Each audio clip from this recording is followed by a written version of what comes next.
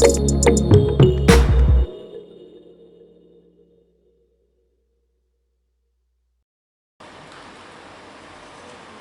sekitar 15-20 orang. Baik, yang singer, boleh angkat tangan yang singer. Woi, banyak juga yang singer. Yang WL gak di ibadah raya, tapi WL di kaum muda, di sekolah minggu, di komsel, gitu-gitu. Boleh angkat tangan. Yang sering pimpin pujian di komsel, di kaum muda, di sekolah minggu, di remaja, di wadah wanita, di kaum pria, gitu. Oke, silakan. Oh, dia singer kalau di ibadah raya ternyata ya. Oke. Baik, di sini yang hamba-hamba Tuhan, Bapak Ibu pendeta. Entah singer atau WL atau tidak, pokoknya Bapak Ibu pendeta yang memegang sidang. Boleh angkat tangan? Wow, banyak juga ya. Yang full timer, part timer bekerja melayani Tuhan di gereja. Pekerja gereja. Oh, ada juga beberapa di sini. Puji Tuhan. Yang tidak saya sebutkan tadi, boleh angkat tangan. Yang kepengen belajar praise and worship, saya cuma tapi kepengen belajar praise and worship gitu. Boleh angkat tangan? Oh, ada juga beberapa. Baik, beri tepuk tangan buat kita semua, semangat ya. Baik. Sebelum kita mulai, kita belajar tepuk semangat dulu. Tepuk semangat. Semangat. Semangat. Lompat ya. Pas semangatnya itu lompat ya. Jadi dari duduk nanti ke lompat, siap ya. Jadi tangan kanan dulu dikepalkan, tangan kiri, baru yang ketiga sambil lompat. Tepuk semangat. Semangat.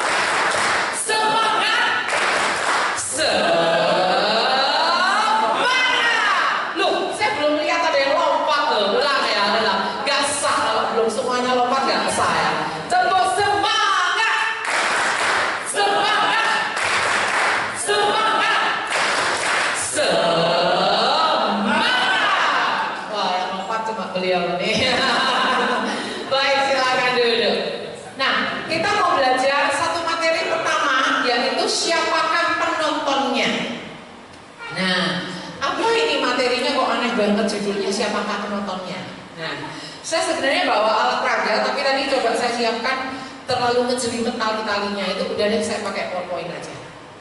Seandainya ibadah kita itu dibayangkan sebuah drama, siapakah sutradaranya?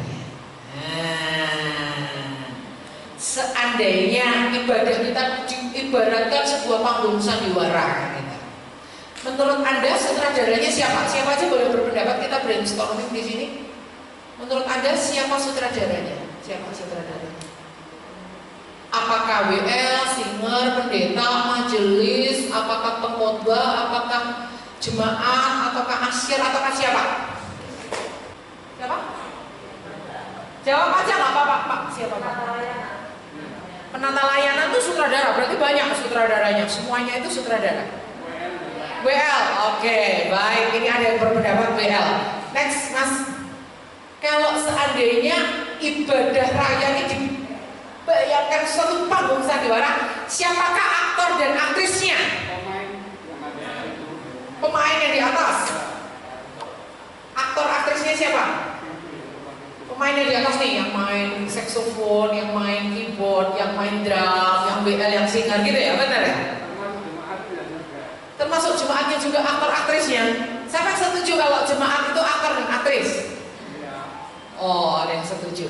Siapa yang setuju kalau yang aktor aktris itu yang terlihat di depan ini, yang di panggung, yang di mimbar, yang di stage? Oh, ada beberapa yang setuju. Baik, kita lanjut pertanyaan berikutnya.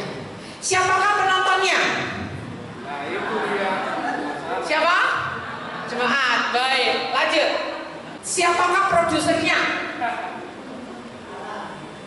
Ada yang bilang Allah, Tuhan. Siapa produsernya? Jangan-jangan majelis ya, yang nyiapin. Kalau ini apa drumnya kok ada simbahnya, rusak, beliin dong gitu. Yang keluar uangnya itu majelis gitu ya, kas gereja gitu. Siapa yang setuju? Jadi produsernya siapa? Halo? Produsernya siapa menurut Anda? Jemaat. Oh ya, ada yang berpendapat lain? Jemaat. Siapa lagi yang berpendapat lain? Produsernya siapa? Yang menyediakan segala sesuatunya. Ini jawabannya jangan dicatat 99,9% itu salah. Lanjut. Penulis naskahnya siapa? Kalau seandainya ini drama kan ada naskahnya tuh. Siapa penulis naskahnya? WL, karena dia yang menentukan lagunya, liturginya, habis ini apa, kapan kolektenya.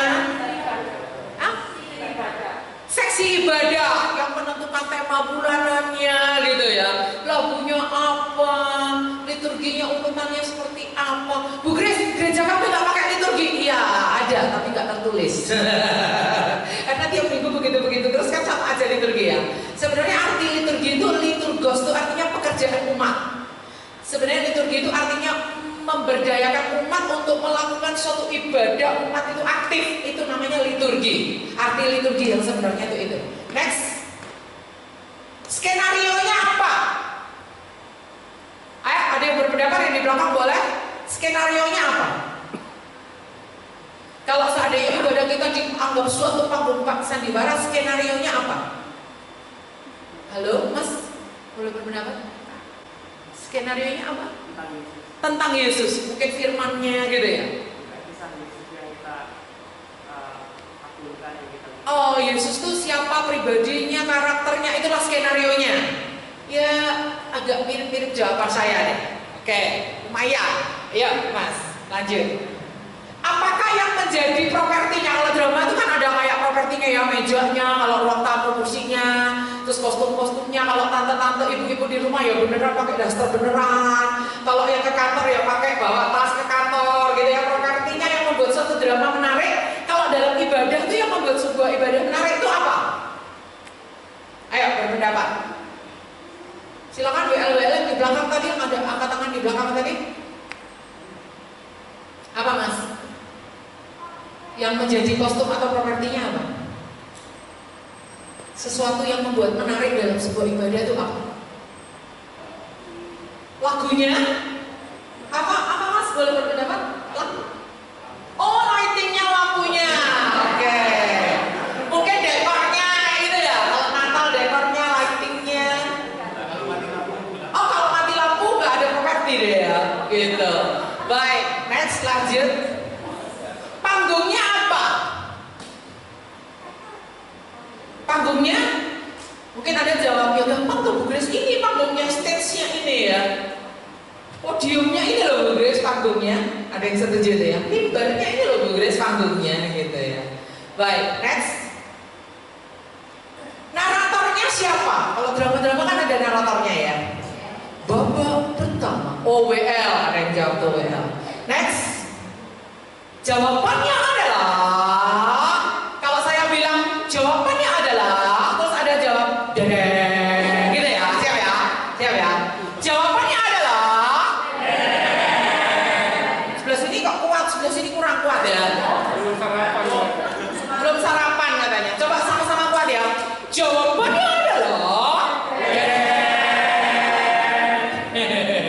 next. Jawaban Anda tadi itu hampir semuanya salah. Tapi tidak usah khawatir, saya mau workshop dimanapun, semua jawabannya seperti Anda. Jadi Anda itu sebenarnya adalah normal-normal saja. Sekarang kita akan masuk ke more than average atau di atas rata-rata. Jangan kayak normal kebanyakan orang jawabannya ya. Jangan sama kayak kebanyakan orang, tapi harus mempunyai jawaban yang the right answer, jawaban yang tepat. Sutradara kita sebenarnya adalah Roh Kudus. Karena sutradara itu harus menguasai naskah, sedangkan naskah kita adalah Alkitab. Roh Kudus itu yang mewahyukan para penulis Alkitab untuk menuliskan Alkitab. Dan sutradara itu menguasai selera penonton. Sementara penonton kita adalah Bapa di surga. Yang paling tahu selera Bapa di surga adalah Roh Kudus. Jadi sutradara itu yang akan mengatur semuanya, mengatur pemain, mengatur kru, mengatur penonton, mengatur penjualan tiket, mengatur make up-nya, mengatur kostumnya. Dia yang akan finishingnya semua. Walaupun sudah ada tugasnya masing-masing, sutradara ini nanti yang akan, oh ini kostumnya kurang terlalu sesuai, ini masa orang kantoran bajunya kayak orang kepala, nggak cocok, ini kamu diganti ya. Make up-nya ini terlalu menor, dia cuma sebagai sebagai pembantu rumah tangga kenapa menor kayak nyonya ini? Make upnya tolong diperbaiki ya. Nah sutradara ini yang ngatur semua. Itu adalah peran daripada, katakan Roh Kudus. Katakan Roh Kudus. Jadi para WL, Anda kalau milih lagu itu harus tanya sama sutradara. Nah, siapa WL di sini kalau mau pilih lagu nggak doa dulu? Lagu kesenanganku dong, nomor 1. Makanya kalau dia WL pasti ada lagu itu. Karena itu lagu kesukaannya dia, gitu. Padahal lagu itu belum tentu dipilih Roh Kudus. Kalau WL yang diurapi Tuhan, dia milih lagu, dia berdoa. Gak heran, khotbahnya suka kaget-kaget sendiri. Loh, gak janjian sama WL-nya ya? Kok iso klop apa khotbahku gitu loh? Aku mau khotbah ini, udah dinyanyiin duluan, dan nanti aku khotbah apa gitu ya? Khotbahnya bingung ya. Pas dia khotbah, shalom Bapak Ibu Saudara, saya gak janjian sama WL, tapi semua yang tadi Anda nyanyikan itulah inti khotbah saya. Kalau gitu kita doa penutup pulang. Kenapa? Karena sutradaranya sama. Sutradara yang menyutradarai para pengkhotbah untuk menyusun khotbahnya adalah sutradara yang sama, yang seharusnya mengilhami para WL untuk menyusun rangkaian lagunya. WL katakan amin. WL katakan, aku mau minta tuntunan Roh Kudus sebagai sutradara dalam aku memilih lagu. 1, 2, 3.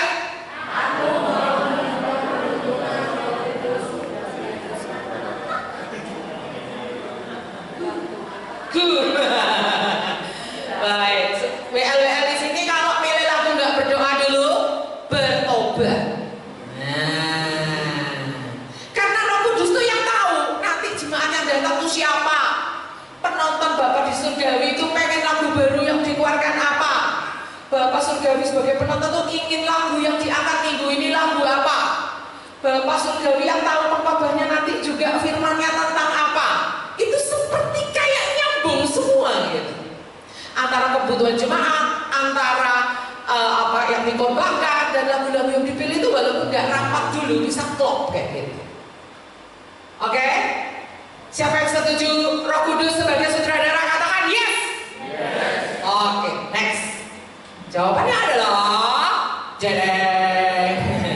Roh Kudus juga sekaligus penulis naskah. Naskah kita adalah Alkitab. Loh, emangnya kita kalau mau PAW itu pakai Alkitab atau Google?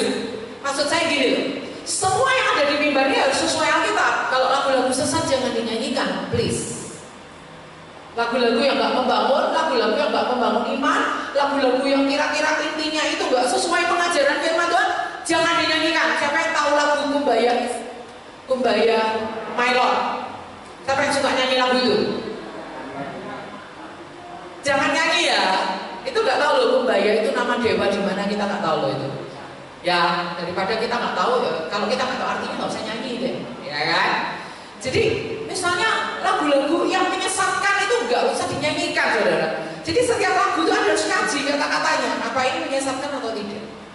Seharusnya kalau gereja punya departemen musik itu akan selalu menggumuli lagu baru yang akan diajarkan ke jemaat. Ini Alkitabiah atau tidak? Gitu ya. Baik, jadi Roh Kudus setelah dia merangkap antara sutradara dan penulis naskah. Next. Nah, aktor aktrisnya bukan WL, bukan singer, bukan drummer, bukan gitaris, bukan keyboardist. Kalau apa namanya, ada paduan suara, ada choir, ada penari tamborin, bukan itu semua aktor aktrisnya. Kita salah kalau berpikir seperti itu. Aktor aktris yang sebenarnya adalah jemaat. Kok bisa gitu? Karena di dalam Mazmur dikatakan, sebab Allah Israel bertahta di atas pujian umatnya. Bertahta itu gimana?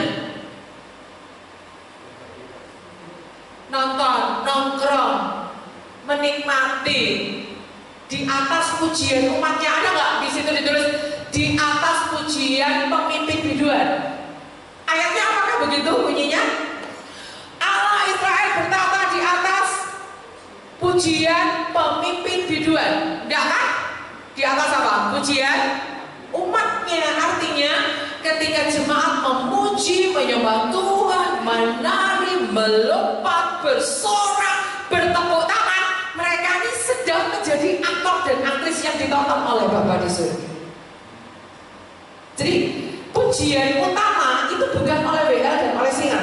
Bayangkan kalau WL dan singer tuh nyanyi 5 lagu yang jemaat gak ada yang tahu, itu lagu baru semua. Lalu WL singer pemain musik itu hafal keren, pokoknya mainnya keren kayak konser gitu.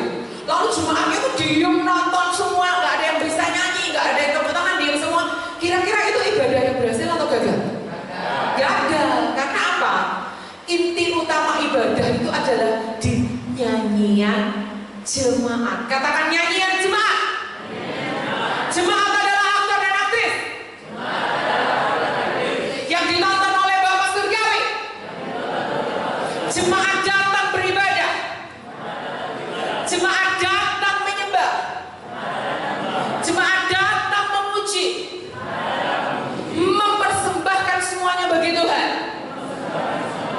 Tuhan menerima dan menikmatinya. Tuhan bertahta di atasnya. Nah, gitu ya, saudara. Jadi, aktor aktris itu jemaat. Jadi kalau kita ini TPAW berhasil membuat jemaat itu nari, berhasil membuat jemaat itu lompat, berhasil membuat jemaat itu bersorak, haleluya, berhasil membuat jemaat itu semuanya nyanyi, gak ada yang diem, gak ada yang ngelamun, berhasil membuat jemaat itu datang dengan antusias beribadah, berarti penata layanan kita tuh berhasil. Tapi kalau yang paling keren yang nyanyi cuma yang di depan cuma agak tahu lagunya, saking banyaknya lagu barunya sampai nggak tahu apa-apa, yo kono nyanyi yo dewe kono, aku ora mungkin lagu opo kuwi, dikon lompat lagu opo ora tau krungu gek tau saiki krungune. Ini lidah Manado logat Jawa tapi orang Indonesia bingung kan Anda? Gitu ya. Nah saudara, aktor dan aktris yang sesungguhnya adalah jemaat. Boleh gak sih Bu Grace ngajarin lagu baru? Harus. Karena firman Tuhan bilang apa? Nyanyikanlah nyanyian baru bagi Tuhan. Tapi gereja-gereja suka salah ngajarinya. Minggu pertama WLA, ngajari lagu A. Minggu kedua WLB, ngajari lagu B. Minggu ketiga WLC, ngajari lagu C. Minggu keempat WLD, ngajari lagu D. Seolah-olah lagu barunya 4 dalam bulan itu, padahal jemaat gak ada yang bisa. Karena apa? Gak diulang. Minggu pertama mestinya lagu barunya itu diulangi lagi di minggu kedua, ulangi lagi minggu ketiga, ulangi lagi minggu keempat. Bulan depan lagu itu sudah dimasukkan bank gereja bahwa lagu ini sudah dikuasai jemaat. Tapi kalau tiap minggu selalu ada lagu baru, akhirnya di catatan gereja itu lagunya seperti 200, tapi jemaat gak ada yang bisa. Dan ada gereja yang modelnya gini, WLA angkat lagu baru A, itu seperti kayak lagunya dia gitu.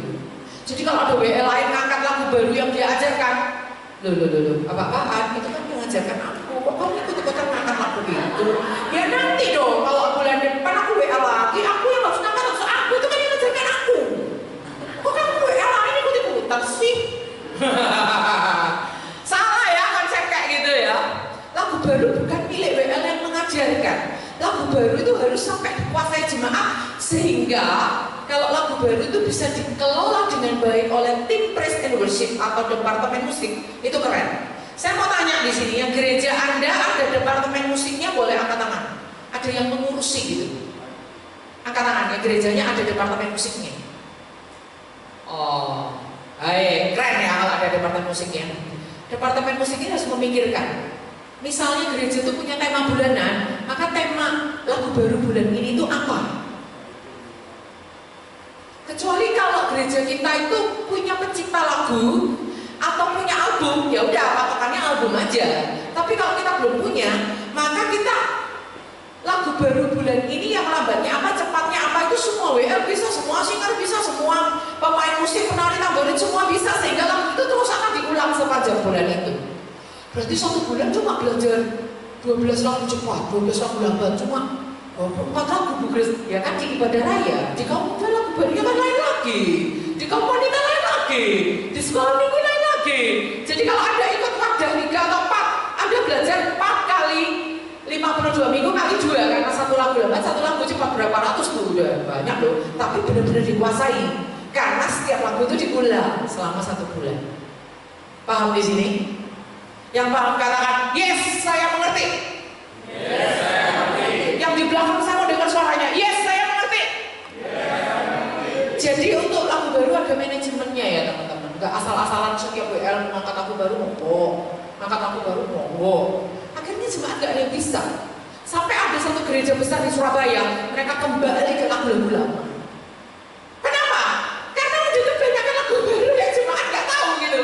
Ini udah pernah diajarkan tapi 12 bulan yang lalu, ini udah pernah diajarkan tapi 3 bulan yang lalu, juga cuma sekali nyanyinya, jemaat udah lupa gitu. Baik. Jadi upayakan jemaat itu menjadi aktor dan aktris yang sebenarnya, sampai mereka itu menguasai semua yang akan kita padukan dalam ibadah. Next. Siapakah penontonnya? Yuk kita buka Alkitab Mazmur 22 ayat 3. Siapakah penontonnya? Bapak boleh bantu baca ayatnya Pak? Bapak yang nantikan. Mazmur 22 ayat 3, silakan. Boleh berdiri Pak? Ya, dengan suara yang lantang ya. Mazmur 22 ayat 3. Pada Allah yang kudus yang bersemayam di atas puji-pujian orang Israel. Ya, terima kasih Bapak. Sebab Engkaulah yang kudus yang bersemayam di atas puji-pujian Israel. Jadi kalau orang Israel memuji Tuhan, itu kita seperti membangun tahta Allah. Kita seperti membangun tahta. Jadi waktu kita memuji Tuhan itu Tuhan kayak bertahta di atasnya, jeger gitu. Ngapain? Nonton, nikmatin gitu. Kalau chordnya fales, yang nyanyi fales, lagunya nggak diaransemen, intro salah-salah, masuknya salah-salah, penari tamborin nggak latihan, tengok-tengok kanan kiri gerakannya salah-salah, misalnya kayak gitu. Itu jemaatnya juga nggak aktif, disuruh tepuk tangan nggak ada yang mau, disuruh bersorak semuanya diem aja, disuruh nari nggak ada yang ikut. Itu ibadahnya itu kira-kira penontonnya puas nggak? Nggak puas.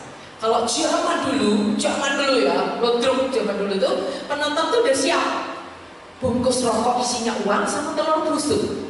Jadi kalau orang lodruknya itu nggak lucu, mainnya nggak seru, mereka lemparin telur busuk, udah bayar karcis, udah nggak lucu, jayus lu nggak lucu lu, gitu ya. Tapi kalau pemainnya bagus, mereka lemparin itu bungkus rokok itu yang dalamnya isinya uang. Seperti itu juga Tuhan. Saya nggak bilang Tuhan mau ngelemparin ada bungkus rokok ya. Enggak ya. Maksud saya gitu. Maksud saya gini. Tuhan itu juga menikmati sembah sujud umatnya. Kan tadi aktor aktrisnya kan jemaat. Tuhan itu menikmati puji-pujian Israel. Siapa Israel? Ya kita. Israel itu kita yang sudah ditebus. Baik. Jadi di sini gagal atau tidaknya sebuah ibadah nilainya A+ atau D-, itu siapa yang menentukan? Halo? Tuhan, kan penontonnya Tuhan. Tuhan yang menentukan.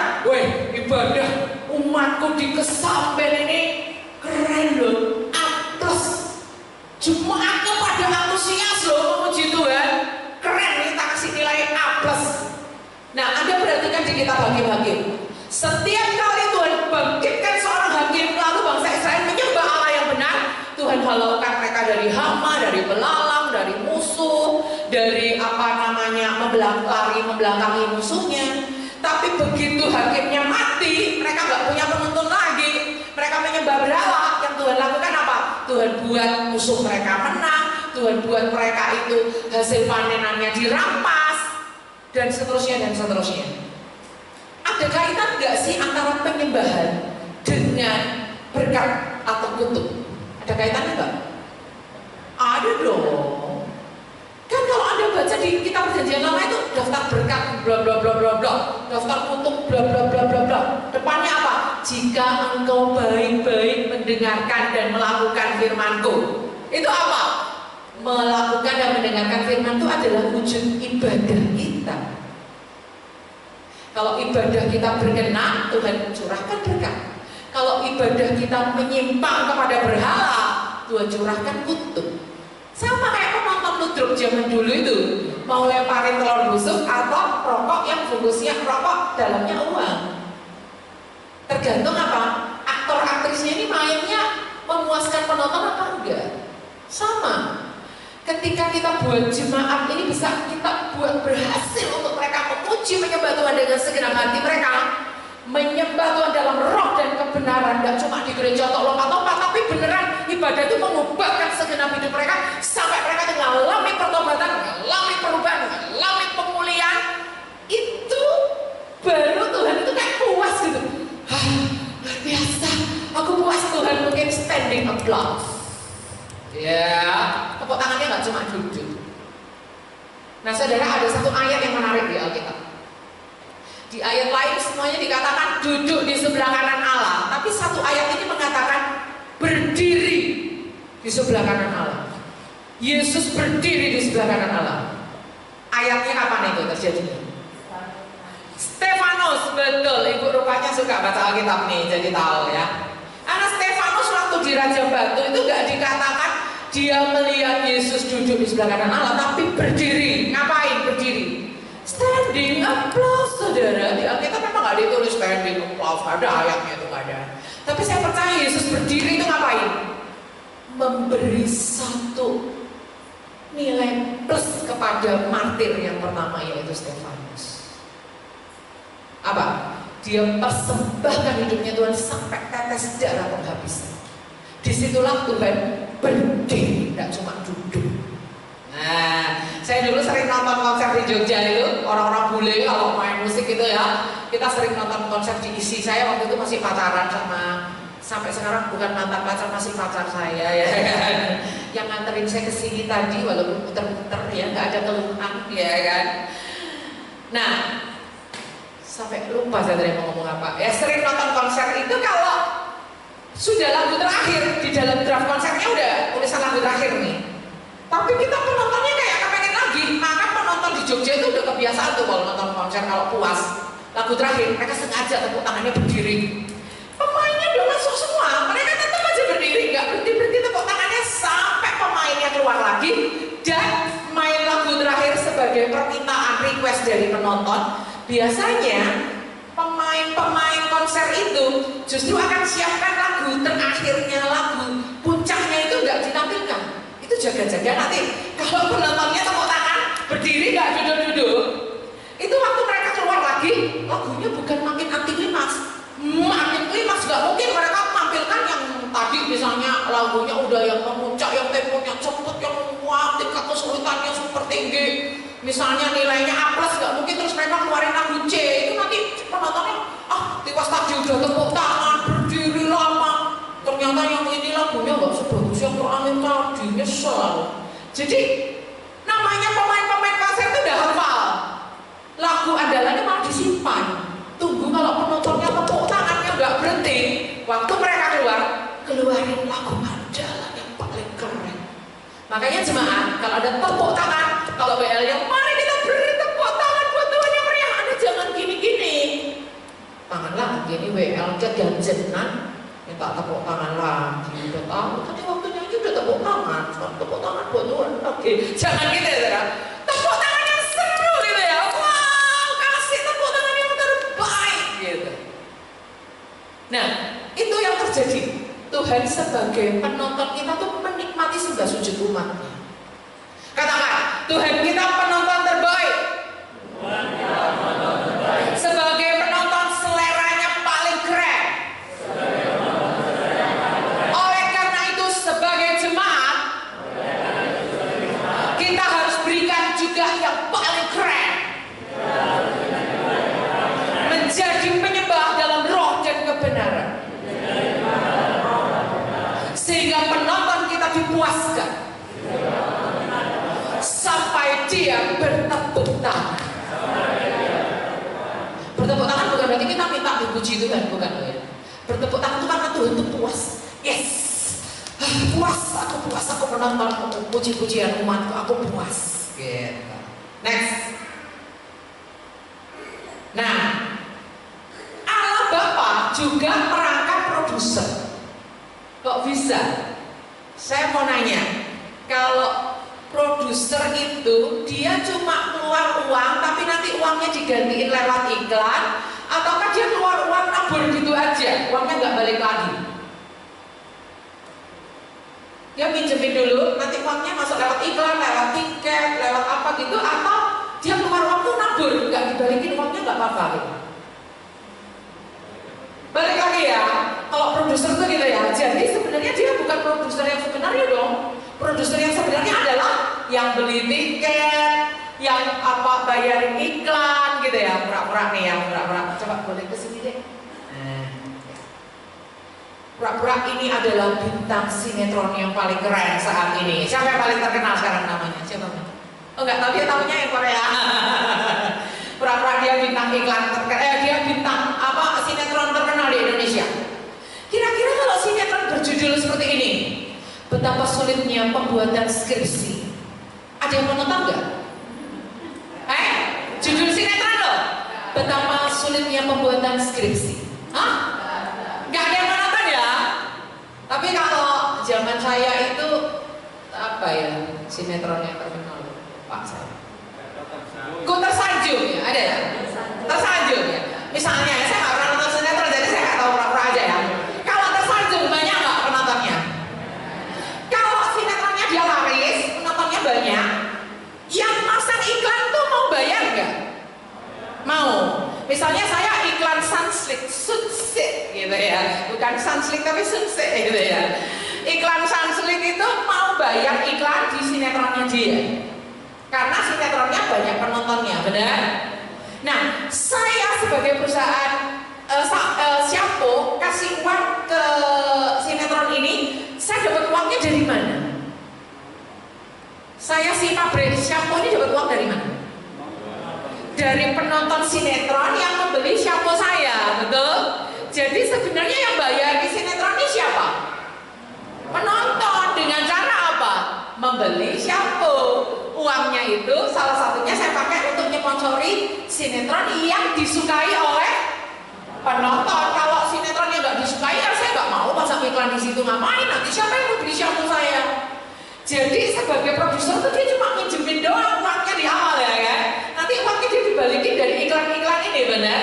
Jadi sebenarnya produser sebenarnya adalah penonton. Kalau zaman drama zaman dulu yang membeli karcis, itulah produser. Terima kasih, silakan duduk.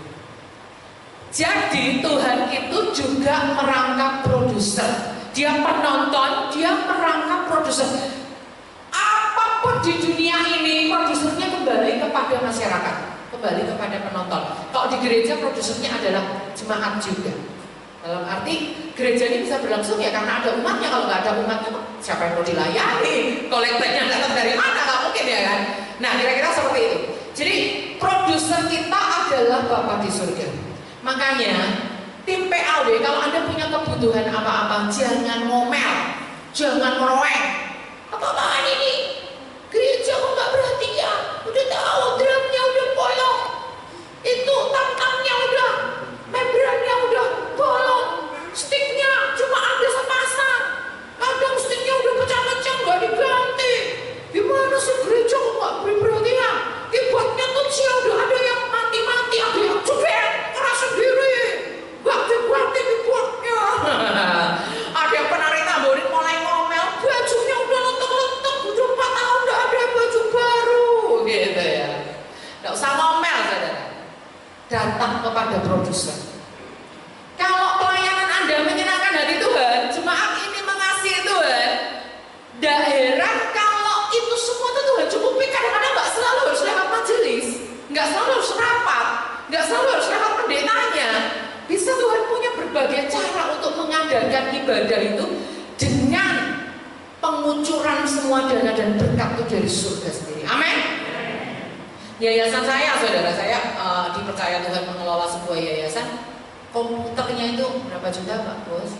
18. Sekitar 18 juta itu Tuhan kirim dananya dari Amerika loh. Kita nggak minta loh, kita nggak bikin proposal.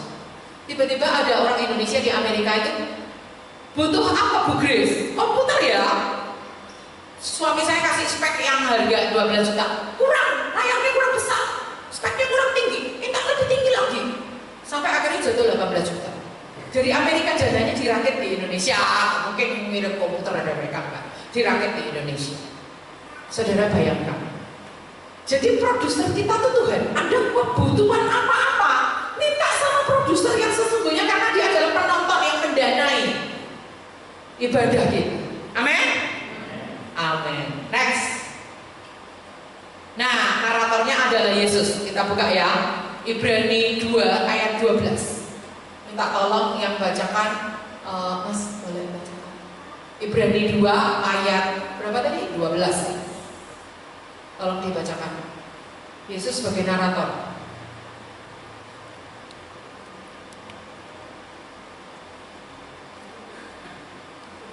Ibrani 2 ayat 12 katanya, aku akan memberitakan namamu pada saudara-saudaraku dan memuji-muji engkau di tengah-tengah jemaat. Terima kasih.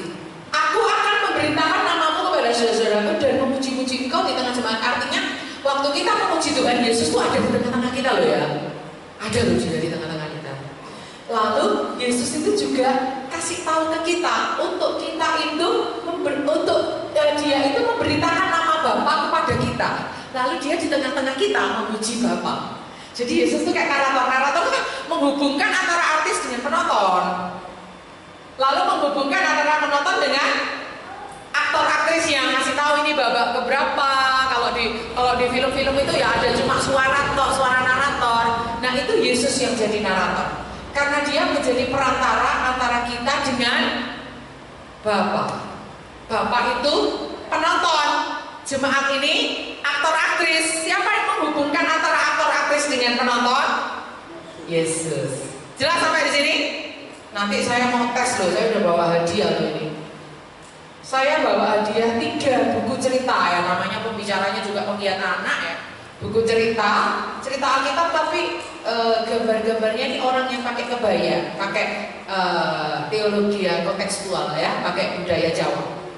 Ini bukunya ini langka loh, Anda rugi. Nanti saya tanya ya, nih, Anda benar-benar menguasai yang saya ajarkan. Katakan naratornya adalah Yesus. Yesus perantara antara kita dan Bapa. Waktu kita memuji Bapa, Yesus ada di tengah-tengah kita. Di tengah-tengah kita, Yesus juga memberitakan tentang Bapa. Dialah narator kita yang sebenarnya. Oke, next. Saya cepat aja. Naskah kita apa? Alkitab. Tidak ada dalam satu ibadah ini baik khotbah, pujian, tarian apapun yang tidak sesuai Alkitab tidak boleh. Apa Bu Grace bedanya penari tamborin dengan, mohon maaf, penari telanjang, penari-penari erotis itu bedanya apa Bu Grace? Sama-sama nari itu. Beda. Bedanya adalah gini. Langit ini sebagai kertasnya, tubuh dari ujung rambut sampai ujung kaki ini sebagai penanya. Hasrat dari dalam hati ini menjadi tintanya. Nah, yang membedakan bukan kertasnya, bukan penanya, bukan si kuasnya, tapi yang membedakan adalah tintanya ini. Kalau penari tamborin, hasrat dari dalam hatinya ini adalah gerakannya itu yang memuliakan nama Tuhan, bukan memamerkan kemolekan tubuhnya. Tapi kalau yang penari duniawi, hasrat dari dalam hatinya itu erotis. Gerakannya hampir-hampir sama, tapi yang membedakan hasratnya. Oleh karena itu naskahnya ini harus Alkitab, termasuk niatan hati, termasuk kita mau main musik untuk dipandang orang, untuk dipuji orang, atau untuk memuliakan nama Tuhan, itu termasuk di dalamnya, itu juga harus sesuai dengan naskah. Kalau kita nggak sesuai naskah, berarti kita melenceng. Gitu. Naskah kita Alkitab. Apa naskahnya? Oke, next. Nah, properti atau kostumnya, kalau dalam drama yang menarik itu kostumnya, kalau dalam sekolah minggu itu metode kreatifnya, kalau dalam ibadah adalah kreativitas ibadah. Itu adalah yang membuat ibadah itu menarik. Jadi kita harus kreatif. Contoh, nanti kita akan praktek di sesi terakhir ya. Misalnya intro itu kita tuh bisa mainkan seperti apa? Permainkan kreativitasnya seperti apa? Verse itu bisa kita mainkan gimana? Chorus itu bisa kita mainkan gimana? Gitu ya. Kalau lagu lama, kita aransemen jadi baru. Kalau sudah ada aransemennya di YouTube, kita bikin aransemen lain lagi. Jadi waktu intro, cuma nggak tahu lagu apa sih ini. Waktu nyanyi, oh ternyata mau nyanyi lagu ini loh. Kok intronya beda ya kayak yang di YouTube ya? Beda dong, kami kan kreatif. Nah, singer-singernya juga kreatif. Singer-singernya juga belajar vokal, suaranya bulat. Nah, yang mau belajar vokal nggak harus beli buku ini. Mana ada penulis buku bilang kayak gitu ya, kecuali saya ya. Nggak harus beli buku ini. Ada buka aja kanal YouTube musisi gerejawi. Di situ saya ngajar vokal gratis. Di buku ini juga ada link-linknya. Bit lainnya saya sederhanakan. Jadi untuk mencari link YouTube-nya. Jadi kalau Anda nggak beli buku ini, belajar dari itu aja bisa. Tapi kalau Anda pengen punya bukunya, nah beli. Tapi di buku ini kan saya nggak ngasih contoh nyanyinya. Gimana caranya? Ya bukalah YouTube saya, gitu loh saudara. Jadi singer-singer, tolong belajar vokal. Saya sedang ngajar vokal di GBDI Iberia Spare, 82 orang. Itu satu gereja lokal loh. Bukan beberapa gereja loh. Satu gereja lokal top yang belajar vokal tuh 82 orang. Sang pendetanya ikut belajar vokal. Bayangkan. Belajar nafas, belajar apa semua. Itu ada PR latihan hariannya. Nanti kalau nggak percaya tak tunjukin grup WA-nya.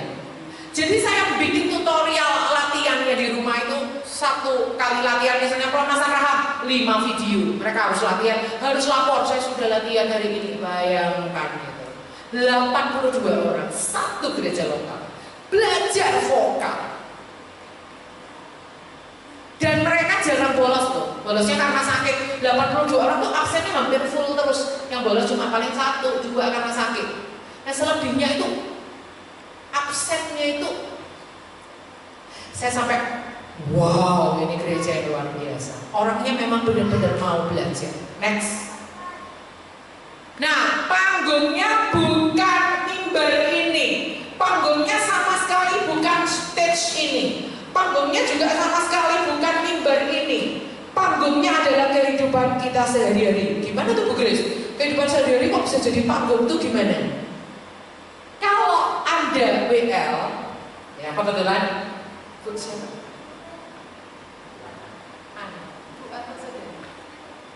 Oh ya, Bu Ana ini WL ya.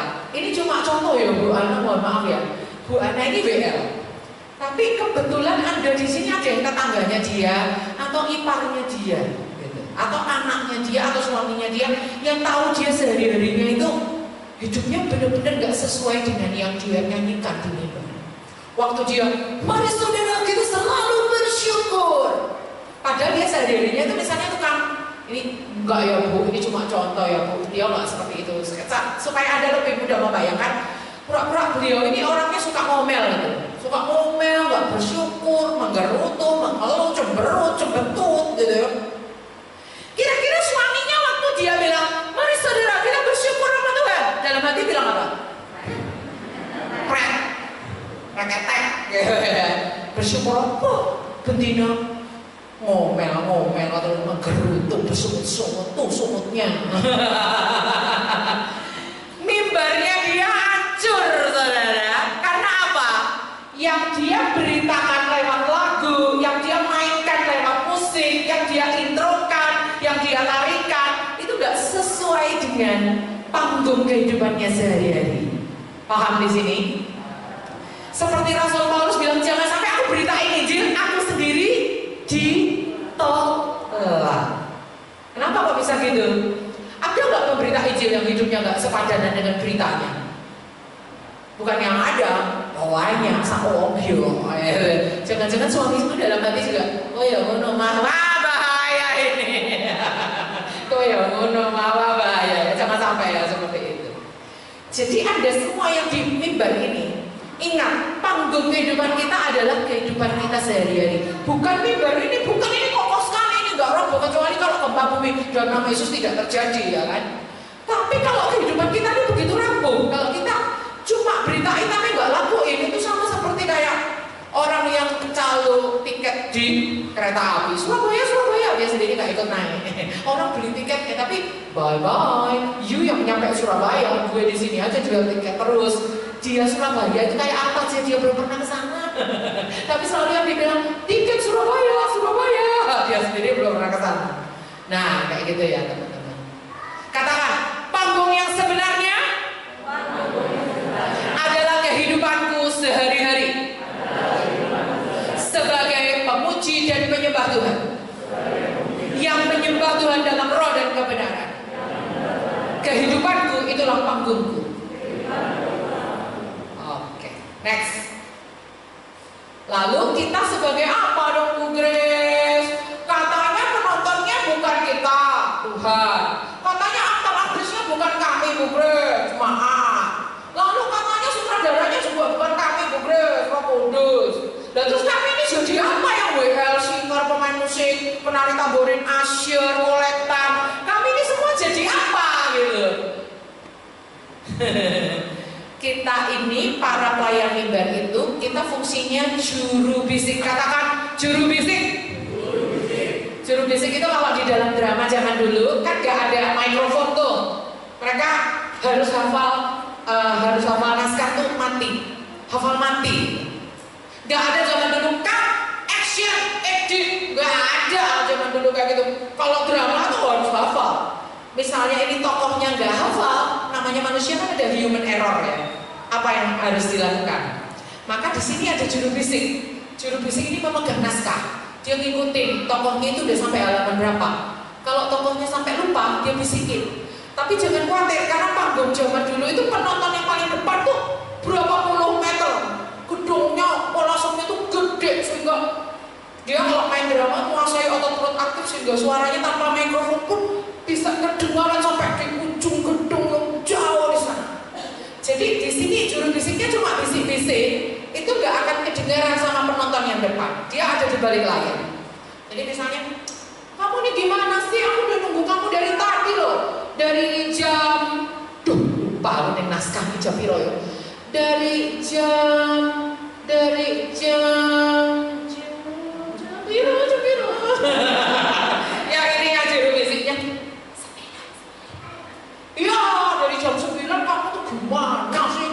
Yang di sini juga.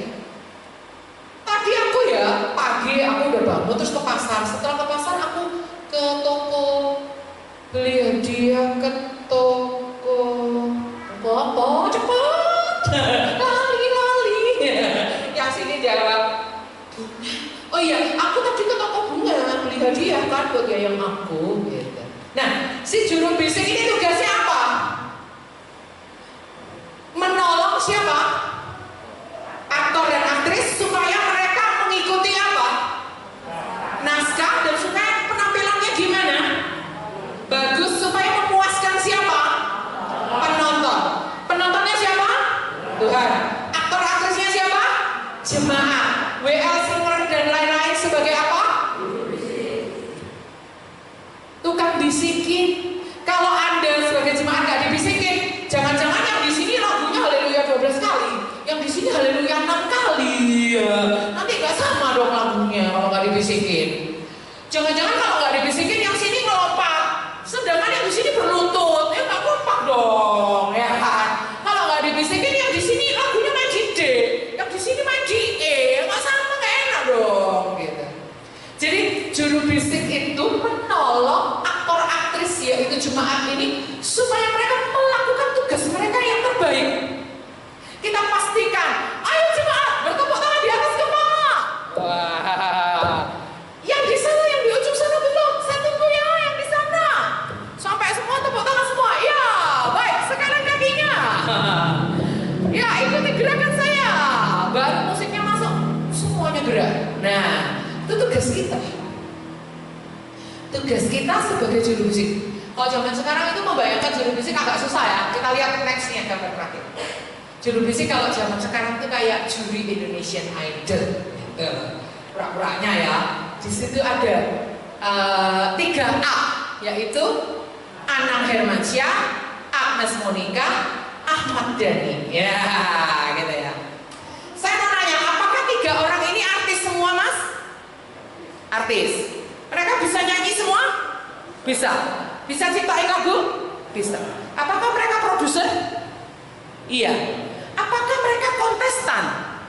Bukan. Mereka bukan kontestan. Mereka menguasai semuanya, tetapi mereka cuma membisiki supaya si Delon Idol, Joy Idol, siapa ketahuan ya, saya umurnya berapa ya kalau nyebut Delon, Joy gitu ya. Itu supaya mereka tampilnya gimana? Bagus. Dari apa? Dari komentator para juri ini. Kita juga kayak gitu. Kita menguasai semuanya, tetapi bukan kita aktor dan aktrisnya. Aktor aktrisnya adalah jemaat. Kita cuma ngebisikin lah. Kalau juru bisiknya nggak menguasai naskah, nyanyi fals, akord nggak bener, ketukan salah-salah, nggak belajar nyanyi suaranya pecah, nggak belajar hamid suaranya mentah. Ya kasihan dong aktor aktrisnya ini nggak tertolong. Kita kan nolongin mereka lah. Kalau kita sendiri fals gimana? Paham di sini? Paham. Jadi yang WL katakan saya juru bisik. Yang singer katakan saya juru bisik. Yang selain WL dan singer, pemain musik, penari tamborin dan lain-lain katakan saya juru bisik. Saya juru bisik. Wah, mantap di sini. Juru bisik itu istilah zaman dulu dalam drama. Kalau zaman sekarang ya kayak juri Indonesian Idol itu. Anda paham ya sampai di sini ya? Paham banget ya? Oke. Saya mau tes satu orang, Bu. Boleh maju, Bu? Ibu WL ya? Oh ya, kelihatan kalau WL itu gayanya. Saya udah siapkan nih. Siapkan hadiah. Ibu punya anak kecil? Oke, jadi nanti untuk siap untuk anak ibu ya. Jika seandainya sebuah ibadah diibaratkan panggung sandiwara, siapakah penontonnya? Tuhan Yesus. Tuhan Yesus salah, silakan duduk. Penontonnya bukan Tuhan Yesus. Oke, siapa lagi? Bu, boleh maju, Bu. Ya. Saya suka yang merah-merah ya. Merah itu menyala berani. Wajah ibu kenapa nggak asing ya? Apa karena kita sesama warga negara kerajaan surga? Bu, dalam ibadah jika diibaratkan sebuah panggung sandiwara, siapakah sutradaranya? Tuhan Yesus. Salah, silakan duduk. Bukan Tuhan Yesus. Ibu nih kayaknya yang rajin mencatat tuh merah bata, merah. Ibu punya anak kecil? Ada anak kecil? Dua yang maju, nggak apa-apa, maju semua. Oh, semangat kok. Dua nggak apa-apa, maju semua. Ya. Hadiahnya aja ada 3. Ya, silakan. Bu, satu di sebelah kanan saya, satu di sebelah kiri saya. Itulah yang diminta oleh murid-murid Yesus. Ya. Satu di sebelah kanan, satu di sebelah kiri. Jika ibadah diibaratkan sebuah panggung sandiwara, siapakah produsernya? Salah. Siapakah penulis naskahnya? Produser. Apakah naskahnya? Alkitab. Siapakah penontonnya? Allah Bapa. Allah Bapa di surga. Siapakah naratornya? Tuhan Yesus. Betul. Siapakah aktor dan aktrisnya? Jemaat. Lalu WL dan lain-lain sebagai apa? Juru bisik. Lalu siapakah produsernya? Produser.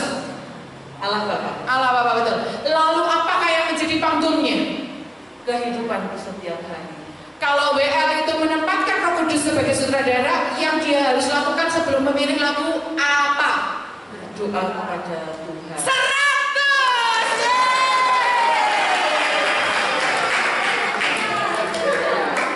Oh? Terima kasih. Sama tambah kuartet. Nih, suami saya loh baik tambahin kuartet. Nah, ini loh baru jawaban yang betul. Bukan semuanya Tuhan Yesus. Peran Allah Bapa, Allah Putra, Allah Roh Kudus lain-lain loh ya. Yesus sebagai apa? Roh Kudus sebagai apa? Allah Bapa sebagai apa? Merangkap produser. Beri tepuk tangan. Yeay. Ya, ini sesi 1 kita sudah selesaikan. doa singkat. Bapak, terima kasih untuk sesi 1 ini. Memang agak teoritis Tuhan, tapi kami tahu ini mengubah paradigma kami. Paradigma kami salah. Kami sering merasa sebagai artis. Kami WL singer pemain musik, kami merasa ditonton. Kami merasa aktor aktrisnya itu adalah kami. Sehingga kami seringkali mencuri puji-pujian itu untuk kepentingan kami, untuk kami makan puji. Kami ingin dipuji, kami ingin dianggap berkualitas, kami ingin dianggap pandai, kami ingin dianggap hebat. Suara kami merdu, permainan musik kami keren, memang itu semua nggak salah. Tapi Tuhan, kami ingin kembali ke yang sebenarnya seperti kata firman-Mu. Biarkan Engkau yang menjadi penontonnya. Biarlah umat-umat-Mu yang menjadi aktor-aktris yang paling aktif dalam sebuah pementasan. Dan biarlah Engkau menikmati sembah sujud kami. Dan biarlah kami menjadi penolong-penolong yang menolong jemaat untuk mereka boleh mempersembahkan yang terbaik bagi Engkau. Kami minta biar Engkau ubah paradigma kami. Kami yang seringkali salah, kami yang seringkali mengomel, kami lupa bahwa ada produser yang sebenarnya yaitu Engkau. Ketika Engkau disenangkan, Engkau gak segan-segan untuk mencurahkan semuanya. Oleh karena itu Tuhan, bantu kami menjadi pemuji dan penyembah yang memuji dan menyembah Engkau di dalam roh dan kebenaran. Kehidupan kami adalah panggung yang sebenarnya. Jangan sampai hidup kami roboh sebelum kami naik ke mimbar, sebelum kami naik ke stage, ke podium ini Tuhan. Tapi biarlah hidup kami kokoh karena kami berkata seperti Rasul Paulus, ikutilah aku sama seperti aku telah mengikut Kristus. Terima kasih Bapak untuk sesi 1 ini. Memberkati sesi-sesi praktek selanjutnya. Minta anugerah-Mu turun atas kami dalam nama Yesus.